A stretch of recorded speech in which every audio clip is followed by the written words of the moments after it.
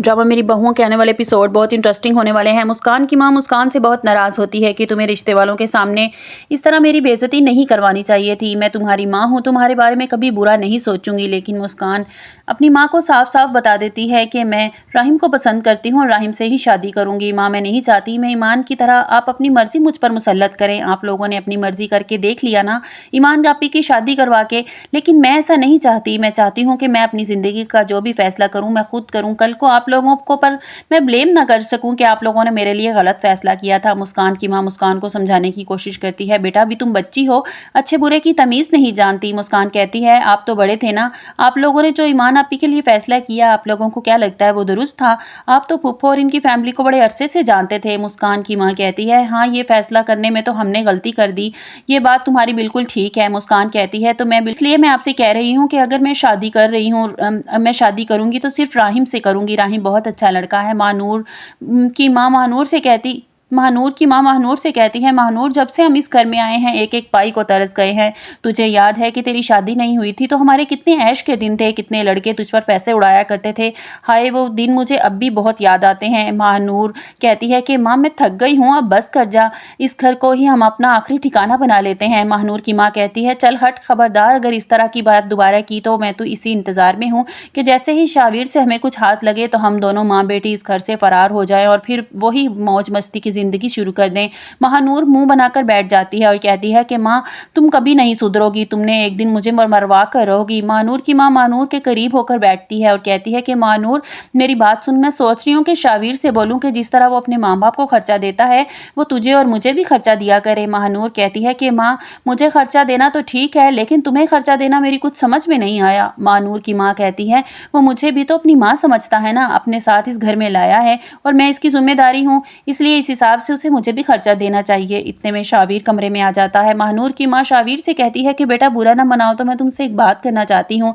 शावीर मुस्कुरा कर कहता है कि आप मेरी माँ जैसी हैं, भला मैं आपकी बात का बुरा क्यों मनाऊंगा। महानूर की माँ कहती है, जिस तरह से तुम अपने माँ बाप को खर्चा देते हो ना, इस तरह मुझे और महानूर को भी खर्चा दिया करो। शावीर का एकदम से चेहरा उतर जाता है क्योंकि शावीर का भी कोई काम नहीं है, वो उसके पास इतने पैसे नहीं है। शावीर कहता है कि मैं कोशिश करूंगा कि मेरी जॉब या कोई काम जल्दी से लग जाए, मेरा काम सेट हो जाए तो मैं आपको और महानूर को भी खर्चा देना शुरू कर दूंगा। शावीर महानूर से पूछता है, महानूर अभी तक तुम्हें उस क्लाइंट से पैसे मिले या नहीं। महानूर घबरा कर कहती है कि शावीर शादी के बाद तो मैंने इसको कॉल ही नहीं की, आज मैं कॉल करके पता करती हूँ। शावीर कहता है कि अगर वो तुम्हें पैसे नहीं दे रहे तो मुझे बताओ, मुझे उसका नंबर दो, मैं खुद बात कर लेता हूँ। महानूर घबरा कर कहती है, नहीं नहीं शावीर मैं खुद हैंडल कर लूंगी, तुम टेंशन ना लो। आसिफ साहब जब दुकान पर जाते हैं जिस दुकान पर वो काम करते हैं तो वो उन्हें बताते हैं कि आसिफ साहब आपके काम में तो अल्लाह ने बड़ी बरकत डाली है, आपके ऑर्डर बढ़ते ही जा रहे हैं, मेरे ख्याल में आपको अब दुकान पर आने की ज़रूरत नहीं है, वैसे भी आजकल आपकी तबीयत कुछ ठीक नहीं रहती। आसिफ साहब जब घर जाते हैं तो अंबर को बताते हैं, अंबर हमारा कारोबार माशाल्लाह से तरक्की कर रहा है, बहुत ऑर्डर आ रहे हैं। आसिफ साहब बहुत खुश होते हैं, अंबर जिस तरह से तुम मेरा साथ जवानी में दे रही थी ना, मेरे साथ जवानी में खड़ी थी, इसी तरह तुम मेरे साथ बुढ़ापे में भी खड़ी हो और तो मेरा कितना साथ दे रही हो। अंबर मुस्कुराते हुए कहती है कि आसिफ साहब आप कैसी बात कर रहे हैं, मैं तो मरते दम तक आपका साथ दूंगी। आसिफ साहब कहते हैं कि इस बात पर कायम रहना, तुम जानती हो ना कि किचन में अब काम कितना बढ़ने वाला है। अंबर कहती है, आप फिक्र ना करें, मैं सब कुछ हैंडल कर लूंगी। आसिफ साहब कहते हैं, मुझे तो ये फिक्र है कि तुम अकेले किचन में इतना काम कैसे करोगी। अंबर कहती है, आप कुछ दिन पहले कह रहे थे ना कि हमें एक हेल्पर रख लेनी चाहिए जो किचन के कामों में मेरी मदद करे।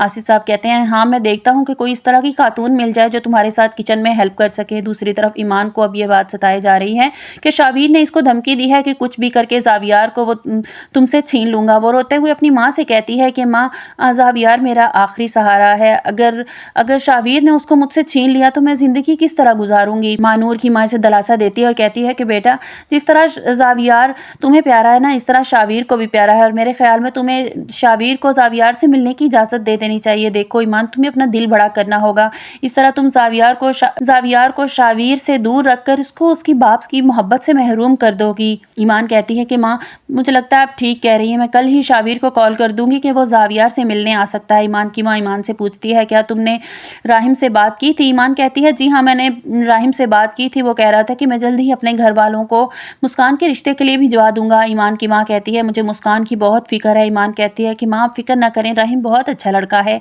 मुस्कान की माँ कहती है कि अगर तुम कहती हो तो मान लेती हूँ। मुस्कान ने तो ये जिद लगा रखी है कि वो राहिम के अलावा किसी से शादी नहीं करेगी। आपको हमारी वीडियो कैसी लगी कमेंट्स बॉक्स में अपनी राय का इजहार कीजिएगा और लाइक और सब्सक्राइब ज़रूर कीजिएगा।